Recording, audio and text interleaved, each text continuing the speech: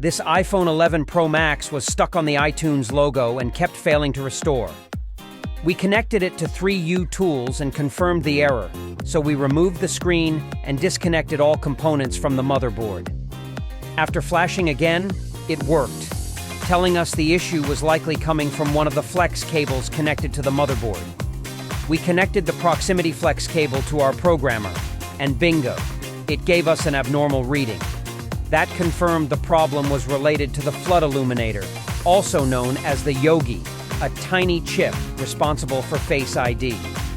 The Yogi communicates with the CPU through I2C lines, which are like small highways for data. SCL controls timing, and SDA carries information. If one of these lines gets damaged or shorted, the phone can't communicate properly and fails to restore. Under the microscope, we found water damage behind the Yogi. Corrosion had created a bridge between one I2C line and ground. We removed the Yogi, cleaned the corrosion, reconstructed the trace, and confirmed there was no longer a short. Stuck iPhone? Broken motherboard? We don't just replace parts, we fix what others can't. Learn micro-soldering, data recovery, and board repair. Hands-on, real-world training. Cell Phone Repair Academy. Precision, skill, success. After reballing the joggy and reinstalling it, we tested the flex again. And this time, the programmer read it as normal, showing the serial number.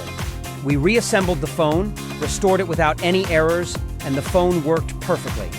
In the end, one tiny shorted line behind the joggy was responsible for crashing the entire restore process.